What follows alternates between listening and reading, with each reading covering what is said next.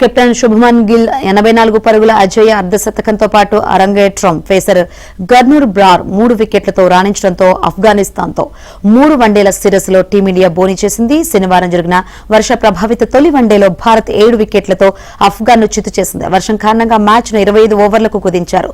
తొలుత ఆఫ్ఘన్ 24.5 ఓవర్లలో 194 పరుగులకు కుప్పకూలింది. రహమనుల్లా గుర్బాజ్ 102 రన్స్ వృధా అయ్యాయి.